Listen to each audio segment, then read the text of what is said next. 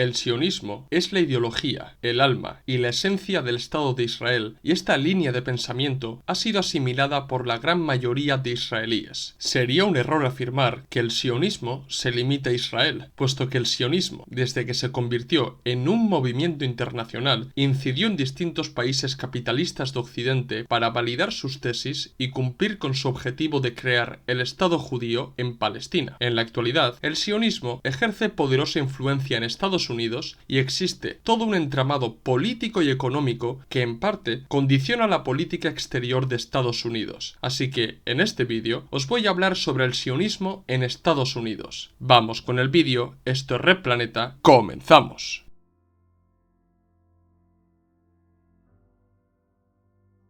El sionismo es la doctrina oficial del Estado de Israel y los israelíes crecen y se educan con esta ideología. El sionismo no se limita a Israel, porque antes de que les fuera concedido Palestina para crear su Estado judío, esta ideología estaba desperdigada por todo Occidente. Aparte de Israel, es en Estados Unidos donde el sionismo tiene más fuerza e influencia debido a la convergencia de intereses entre el imperialismo estadounidense y el sionismo. Pero esto no es ninguna sorpresa, porque desde la aparición del sionismo, esta ideología y movimiento internacional se concibió como algo subordinado a las potencias imperialistas y desde sus comienzos el sionismo cumple el papel de apéndice y auxiliar del imperialismo. El carácter de apéndice del imperialismo del sionismo se puede apreciar en los primeros escritos y declaraciones de importantes sionistas como Moses Hess, Theodor Herzl o Chaim Weizmann, que pretendían unir el destino del sionismo a distintas potencias imperialistas como el Imperio Otomano, Alemania, Reino Unido o Francia. En la actualidad, todos sabemos que los sionistas desarrollaron una filia bastante importante para con el mundo anglo-estadounidense y se apoyaron en Reino Unido y en Estados Unidos para cumplir sus objetivos. Y así fue, puesto que Reino Unido permitió el establecimiento de un hogar nacional judío en Palestina y en los últimos 65 años, Estados Unidos ha sido el mayor garante y defensor de Israel. Que Estados Unidos se haya convertido en el mayor defensor de Israel en el mundo se debe principalmente a la presencia de un potente movimiento sionista en el país e incluso por el apoyo del sionismo cristiano. Todo esto se traduce en la existencia de un entramado financiero y lobbies sionistas que actúan en Estados Unidos para condicionar la opinión pública en favor de Israel y converger los intereses del imperialismo estadounidense con los objetivos del sionismo. Por esta misma razón, es importante conocer cómo funciona el sionismo en Estados Unidos. Antes de que el sionismo fuera una ideología y movimiento internacional, hubo pensadores sionistas que los historiadores los consideran como protosionistas. En Estados Unidos también existieron estos protosionistas. Es más, la existencia de estos protosionistas allanó el camino para que en el futuro el sionismo penetrara con mucha fuerza en el país. En este sentido, debo destacar a dos protosionistas importantes de Estados Unidos. Uno, Rav Isaac Lesser. La llegada de este judío prusiano a Estados Unidos sentó las bases del sionismo en este país. Aunque a su llegada la comunidad judía era más bien pequeña, él se dedicó a traducir y a difundir distintos textos religiosos judíos. Las revoluciones de 1848 y el antisemitismo que se manifestó en distintos países de Europa e incluso en la Guerra Civil estadounidense, en el que el general Grant ordenó expulsar a los judíos de Tennessee, le influyeron enormemente y escribió acerca de la necesidad de que los judíos debían regresar a la tierra prometida por Dios y constituir allí su propio estado. Sus ideas son plenamente sionistas, pero en aquella época fue rechazado por la mayoría de la comunidad judía que no estaban por la labor de emigrar a Palestina, sino de integrarse en la sociedad civil estadounidense y crecer en aquella prometedora nación. 2. John Nelson Darby. Para sorpresa de muchos, este inglés protosionista no fue judío, sino un evangelista y padre del sionismo cristiano y del dispensacionalismo. Darby decidió leer literalmente la Biblia y llegó a la conclusión de que los descendientes de Abraham, esto es, el pueblo judío, debía cumplir con la profecía de regresar a la tierra prometida. Rechazó la idea de que los cristianos habían sustituido a los judíos como el pueblo de Dios y los designios de Dios serían cumplidos mediante el pueblo judío. De ahí que apoyara la idea idea del regreso a Sion de los judíos para que Jesús regrese y reine sobre la faz de la tierra. La lectura literal de la Biblia por parte de Darby influyó en las posteriores generaciones cristianas y marcó el apoyo de los cristianos a Israel, imprimiendo un carácter sionista al cristianismo. Estos dos proto-sionistas fueron muy importantes para facilitar la llegada del sionismo a Estados Unidos, pero el trabajo de estas dos personas no sería nada comparado con el trabajo desempeñado por europeos como Moses Hess o Theodor Herzl. En 1896, Theodor Herzl dio un gran impulso al sionismo al escribir su obra El Estado judío, y con él puso las bases ideológicas y políticas de este pensamiento, y tan solo un año después lo convirtió en un movimiento internacional con la celebración del primer Congreso de Basilea, en el que se creó la Organización Sionista Mundial. Los sionistas trataron de ganarse la confianza de alguna potencia imperialista de finales del siglo XIX para crear el Estado judío, y desde sus inicios contó con el apoyo de importantes capitalistas y financieros judíos como Edmond Rothschild. Los primeros instrumentos financieros y capitalistas de los sionistas, como el Fondo Nacional Judío o el Fondo Colonial Judío, fueron creados y ligados a los destinos de Londres. Esto es, desde sus orígenes podemos ver la cercanía y la simpatía del mundo sionista para con los anglos, pero con el tiempo fueron cambiando de socios, pasaron de los británicos a los estadounidenses. No fue hasta 1912 cuando el sionismo comenzó a destacar en Estados Unidos gracias al abogado Louis Brandeis. Debo destacar que antes de la involucración de Brandeis en la Federación de Sionistas Americanos, la mayoría de las organizaciones judías, en el que destaca el Comité Judío Americano, eran integracionistas y críticos con el sionismo. Esto comenzó a cambiar con Brandeis, que, esgrimiendo argumentos defensistas, defendía el establecimiento de un hogar nacional judío en Palestina como solución a la persecución antisemita que sufrían los judíos de Europa Oriental. El trabajo que realizó el abogado en el movimiento sionista y judío de Estados Unidos fue muy importante, porque para 1917 la membresía de la Federación de Sionistas Americanos, renombrado hoy como la Organización Sionista de América, se multiplicó por 10, llegando a tener hasta 200.000 miembros, recaudó millones de dólares para su causa, y a partir de ahí Estados Unidos y los judíos estadounidenses se convirtieron en el centro financiero del sionismo internacional. El boom del sionismo en Estados Unidos coincidió con la Declaración Balfour, en el que Reino Unido se comprometió con los sionistas a otorgarles un hogar nacional judío en el mandato británico para Palestina. Ese hecho fue clave porque inició el primer cambio de percepción entre los judíos y el comienzo de la sustitución del integracionismo por el sionismo. Pero lo importante es lo siguiente: teniendo en cuenta que en Estados Unidos existían importantes banqueros y capitalistas financieros judíos, y que a partir de 1917 comenzaron a financiar, apoyar y asesorar a los sionistas, el sionismo se vio dotado de un importante apoyo que fue el apoyo del gran capital, al principio judío y posteriormente también no judío. Con el establecimiento del Hogar Nacional Judío en Palestina y la creación de la Agencia Judía, el sionismo debía reordenar sus instituciones y convertirlas en verdaderas instituciones financieras y económicas con vistas a crear un futuro Estado judío en Palestina. De esta manera, el Fondo Colonial Judío abandonó sus actividades bancarias e inversoras y estas pasaron a manos del Banco Anglo-Palestino, hoy Banco Leumi. Pero surgieron nuevas formas de inversión en Palestina, y aquí es donde apareció la mano de Estados Unidos. En 1926 se creó la Corporación Económica Palestina, hoy conocida como la Corporación Económica Palestina-Israel. Los fundadores de esta corporación fueron los judíos Robert Salt y Bernard Flexner, y estos dos lo llevaron a cabo bajo el patrocinio de Lehman Brothers y el banco de inversión Cum Loeb. Según los estatutos de la corporación, el objetivo era brindar ayuda financiera a empresas comerciales, bancarias, crediticias, industriales y agrícolas, cooperativas o de otro tipo en Palestina o relacionadas con ella. Esto es, ayudar a distintas empresas y bancos a participar en la creación de la base económica sionista en la Palestina británica, brindando el apoyo financiero y capitalista necesario. En realidad, esta corporación era una extensión del Comité Judío Americano, lo que demuestra que para la mitad de los años 20 el sionismo ya empezaba a ser importante dentro de los grandes capitalistas judíos de Estados Unidos. Posteriormente, los lazos financieros y capitalistas capitalistas entre Israel y Estados Unidos se estrecharían aún más con la creación de distintas entidades bancarias y financieras como el IDB Bank Holding Corporation o el Israel Discount Bank, que tenían como subsidiaria el ya mencionado PEC Israel. Las relaciones entre estas entidades eran más que estrechas, puesto que distintos miembros del Consejo de Administración formaban parte del PEC y viceversa. Una vez que el IDB Bank Holding se comprometió